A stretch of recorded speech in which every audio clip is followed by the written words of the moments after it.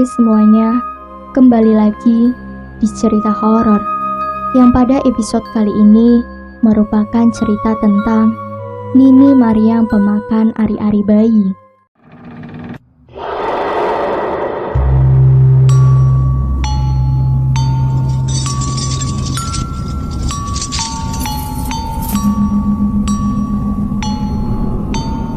Di dunia ini hanya sementara, tempat kita mengumpulkan bekal amalan menuju alam yang kekal. Setiap perbuatan kita di dunia akan dibalas di akhirat. Baik atau buruk, semua akan dimintai pertanggungjawabannya. Bahwasanya hidup ini hanya sekali dan sesaat. Janganlah sia-siakan hidupmu dengan hal yang membuatmu sulit, baik di dunia maupun akhiratmu. Hidup, mati, dan rezeki, semua rahasia Allah tak ada yang tahu. Mungkin saja ajal akan menjemput kita hari ini, atau bahkan detik ini juga. Di sebuah dusun tinggallah seorang nenek dalam kesendirian tanpa teman, anak serta sanak saudara. Nenek itu bernama Mariam, tapi warga sekitar dusun biasa memanggilnya dengan Nini Mariam atau Nini Iyam. Di usia senjanya, Nini masih melakukan perbuatan yang menjadikan salah satu larangan umat muslim, yaitu menyekutukan Allah. Nini Mariam, pemuja aliran iblis. Nini Mariam merasa dirinya hebat, kuat dan mampu dengan segala kekuatannya.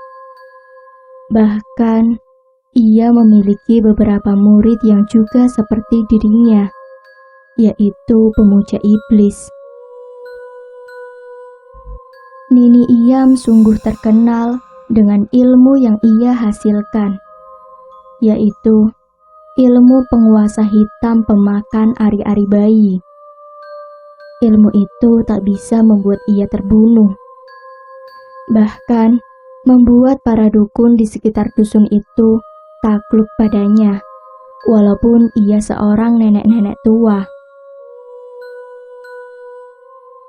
Di setiap malam Jumat Kliwon, selalu melakukan ritual memakan ari-ari bayi yang baru lahir, agar kekuatan ilmu hitam tak memakan dirinya.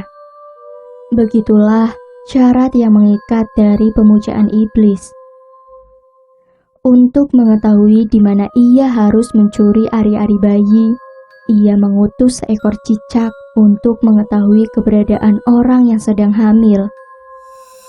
Cicak itu akan terus memantau sampai waktunya melahirkan, dan saat akan melahirkan, Nini Mariam akan memantau, bahkan menjelma menjadi dukun untuk membantunya. Kehidupan sehari-hari layaknya seperti nenek pada umumnya. Ia melakukan kegiatan ke ladang, berbaur dengan para warga dusun. Sebenarnya Nini Iyam bukanlah penduduk asli dusun itu, melainkan berasal dari Alas Purwo.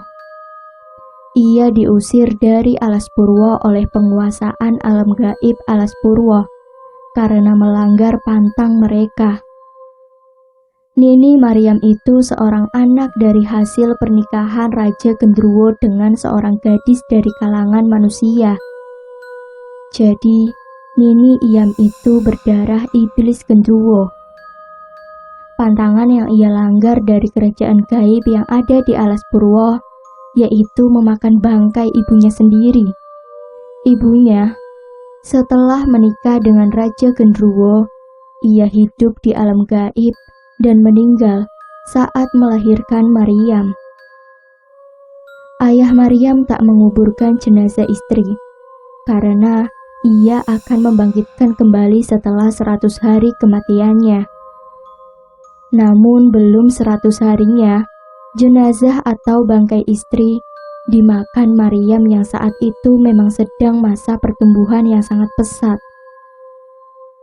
Karena Maryam terlahir dari bangsa iblis, pertumbuhan cukup pesat dan tingkat kelaparan juga meningkat tanpa diketahui.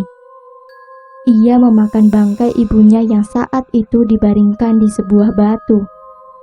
Maryam tergiur akan bau busuk yang keluar dari mayat ibunya. Ia pun memakan bangkai itu, hingga bagian tangan kiri tak berbekas di lahapnya. Saat sedang menikmati, ayah menghampiri dan sangat murka. "Anak sialan, kau bahkan dengan bodohnya makan ibumu sendiri. Pergi, tinggalkan kerajaanku saat ini," ucap Raja Genderuwo yang tak lain adalah ayahnya. Maryam yang saat itu masih kecil hanya menatap bingung dan menangis. Lalu datanglah seorang pengasuh kemudian membawa pergi Maryam meninggalkan kerajaan itu. Setelah meninggalkan kerajaan, Nini Maryam bersama pengasuh tinggal di sebuah kaki bukit hingga Maryam beranjak gadis.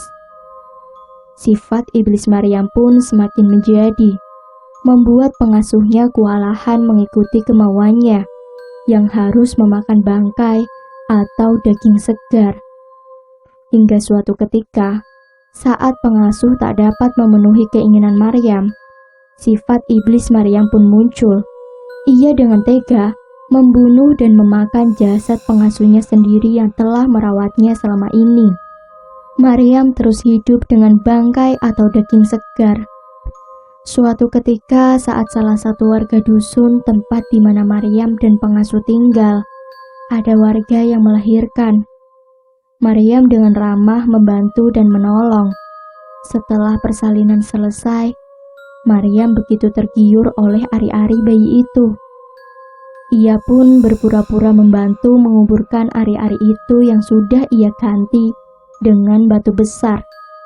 Sedangkan ari-ari bayi ia simpan di sebuah daun, lalu ia bawa pulang.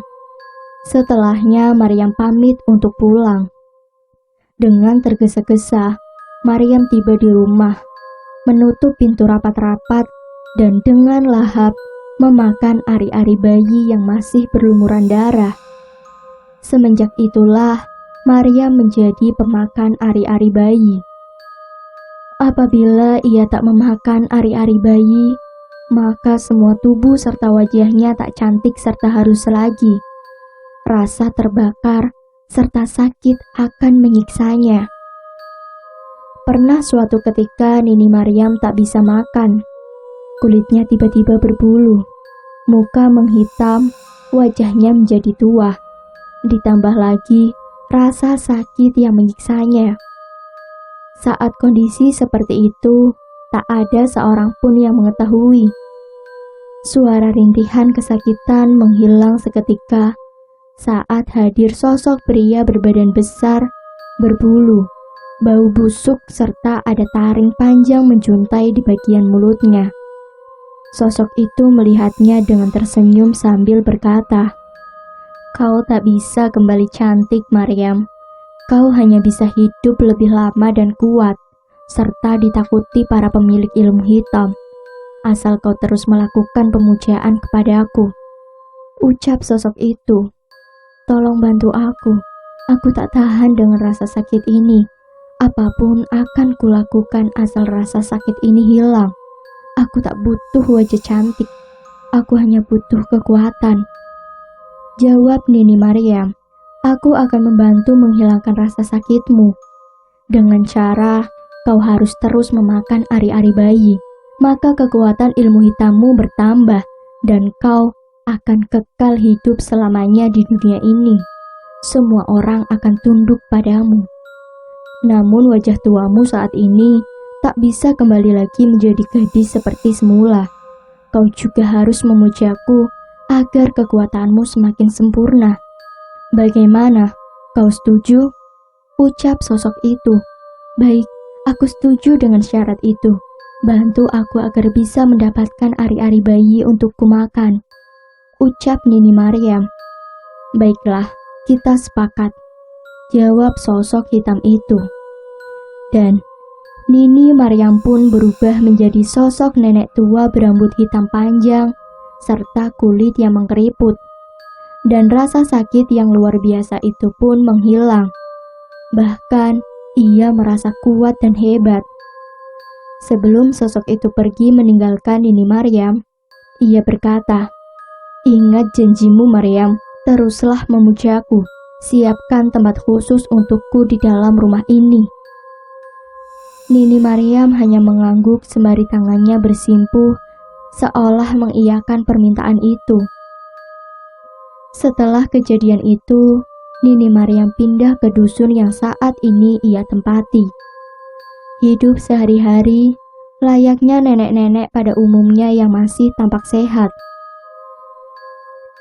Suatu ketika, Pak Iwan, berusia sekitar 45 tahun, salah satu warga dusun itu. Ia mengalami suatu penyakit yang begitu aneh.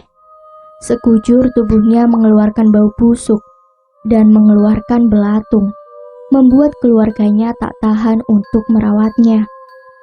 Bukan hanya karena bau busuk yang timbul dari badannya, tapi juga jijik dengan belatung yang setiap hari keluar dari tubuhnya. Pak Iwan memiliki 2 anak perempuan, yang keduanya sudah menikah dan sedang mengandung. Derita sakit Pak Iwan tak hanya di situ saja. Semenjak ia sakit aneh itu, sang istri pun pergi meninggalkannya. Begitu juga dengan kedua anak serta menantunya. Pak Iwan ditinggal begitu saja dalam keadaan tak berdaya. Desas-desus penyakit Pak Iwan didengar oleh Nini Iyam.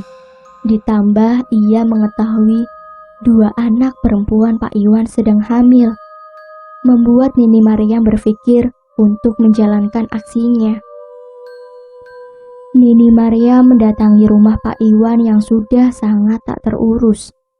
Dengan membawa bekal makan berniat menjenguk, tapi hatinya tak setulus niatnya. "Permisi, ada orang di rumah?"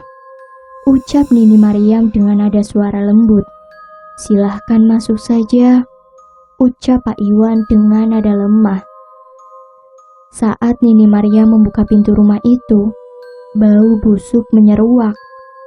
Tapi hal itu justru menjadi sebuah bau wangi untuk Nini Maryam.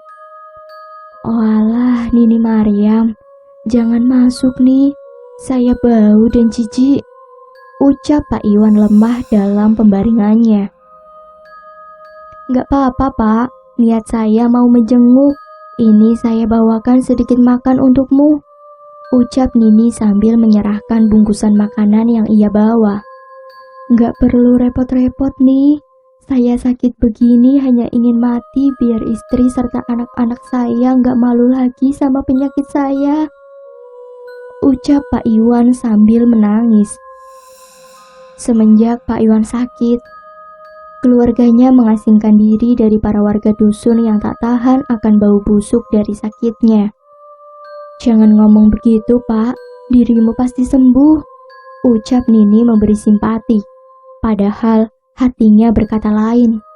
"Ya udah, dimakan ini makanannya, biar cepat sembuh.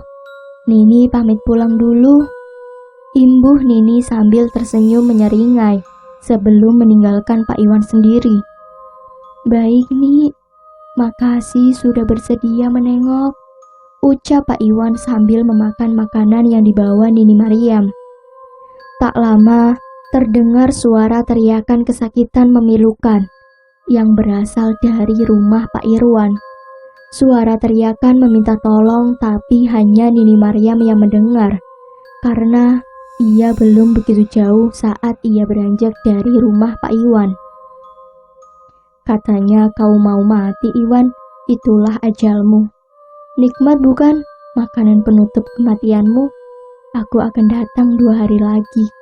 Kubiarkan dulu tubuhmu menjadi bangkai agar lebih nikmat saat kusantap," gumam Nini Maryam kemudian pergi meninggalkan tempat itu.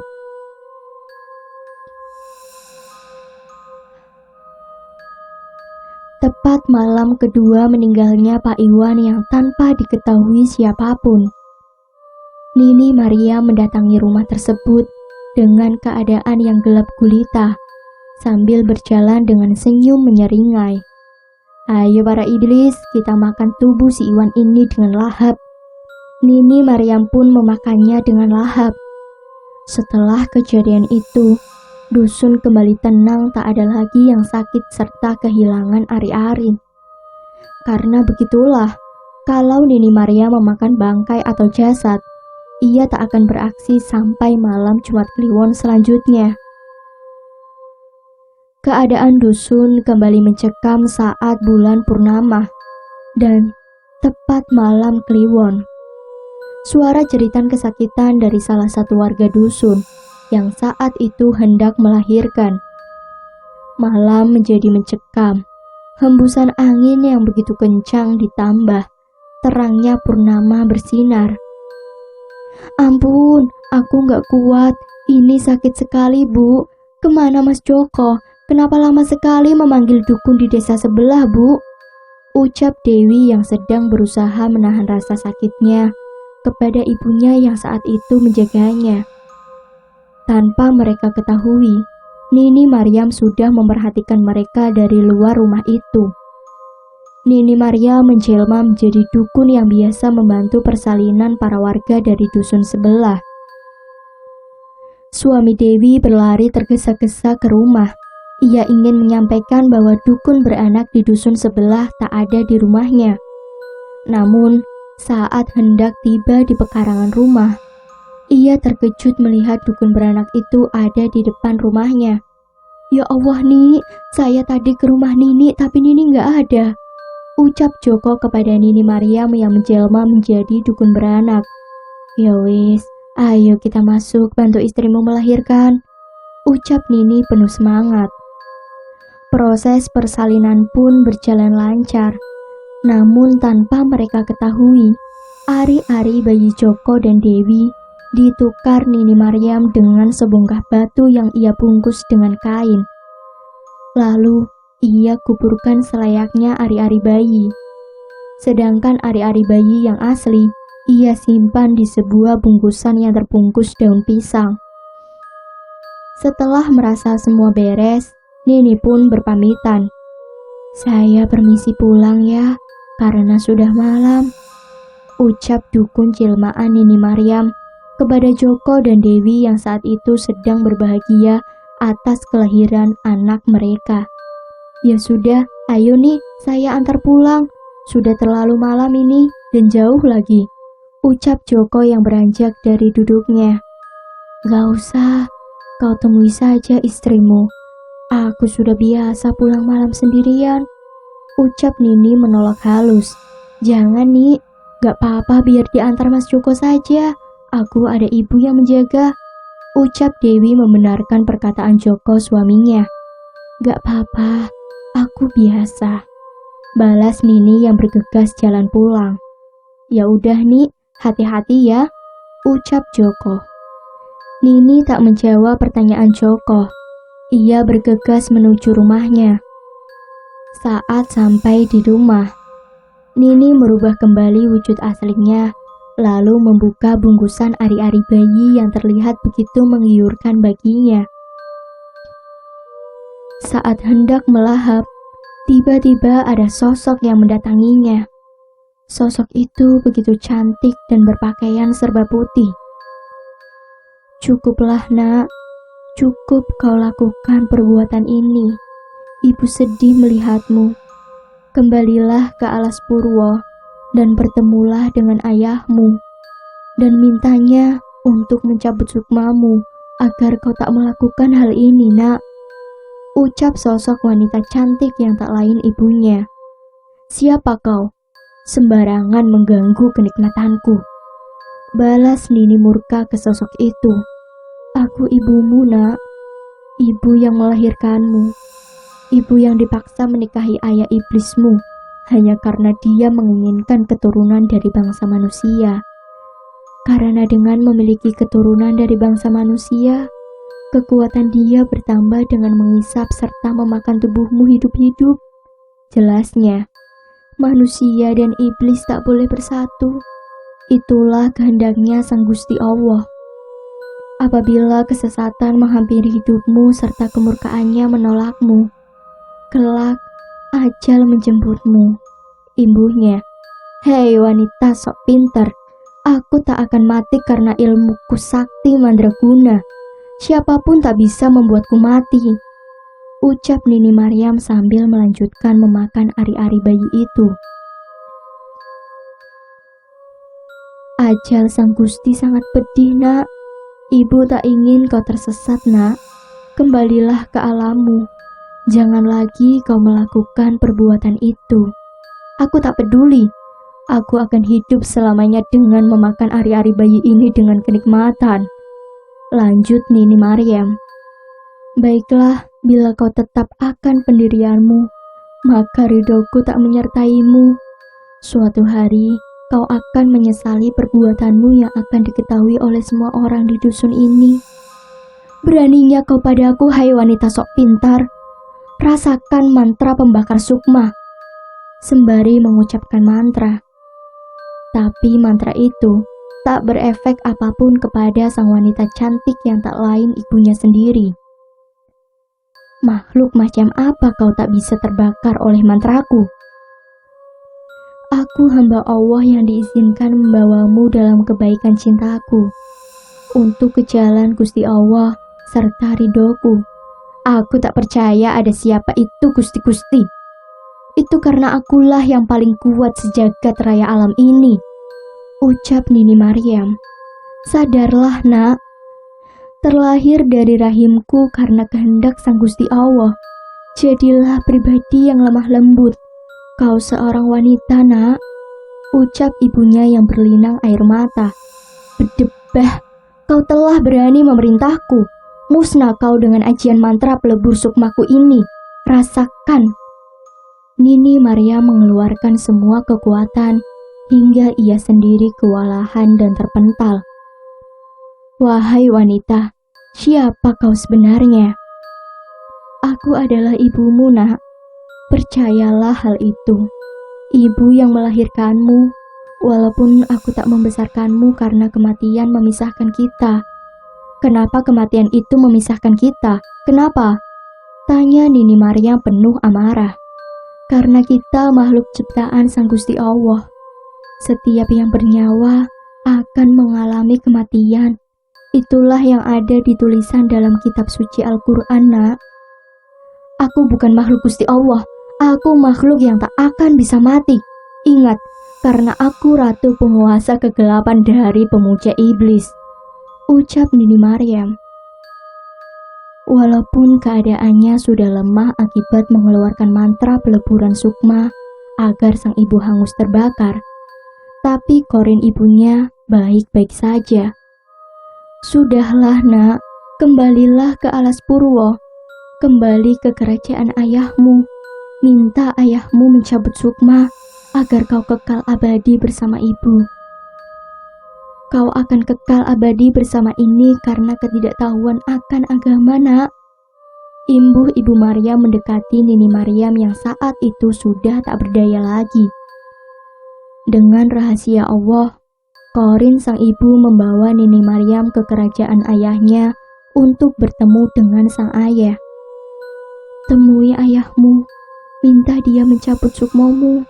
Hanya dia yang bisa mencabut sukmamu, nak. Dengan tertati-tati, Nini Maryam menemui sang ayah. Salam hormat Baginda Raja. Aku Maryam, menghaturkan sembah hormat pada Baginda Raja, ucap Nini Maryam dalam kondisi tua rentan lemah tak berdaya. Kau kembali, anakku. Kemarilah mendekat denganku, balas Raja Iblis Genderuwo. Nini Maryam berusaha bangkit dari duduknya, namun apa daya, kondisinya tak mampu. Kemudian Raja pun menghampirinya. Apa yang terjadi denganmu, nak? Kenapa kau begini? Siapa yang melakukan ini padamu? Tanya Raja Genderuwo. Aku, Kang Mas, aku tak ingin anakku bernasib sama denganku. Maka aku mohon, lepaskan sukmonya, biarkan dia tenang dengan kekal abadi bersamaku. Sudah cukup semua perbuatannya, ucap Korin ibu Nini Maryam. Dia anakku, biarkan dia tinggal bersamaku, ucap Angku sang raja. Kau hanya ingin memanfaatkannya agar kekuatanmu bertambah kuat. Sudah cukup kau melakukan itu padaku, ucap sang ibu dengan berderai air mata. Melihat wanita yang dicintai tanpa belas kasih, Raja Iblis mencabut sukmo Nini Maryam dari raganya. Hingga Nini Maryam menjerit kesakitan yang luar biasa dan Nini Maryam pun meninggal seketika bersama tetesan air mata yang mengalir di kelopak mata indahnya. Kini jasad Nini Maryam berubah menjadi wanita cantik seperti sedia kala, dan sang raja menyuruh beberapa pengawalnya membawa jasad itu ke sebuah tempat. Hingga kini, di mana jasad Nini Maryam berada, tak seorang pun yang mengetahuinya. Dan Nini Maryam pergi bersama sang ibu dengan senyuman. Sukma yang terlepas dari raga tak selamanya mati, kekal abadi bersama kebaikan atau keburukan perilaku selama hidupnya. Terus perbaiki diri menjadi lebih baik, tak butuh pengakuan dari orang, karena kebaikan akan terlihat dalam sebuah buku catatan amalan kebaikan kelak.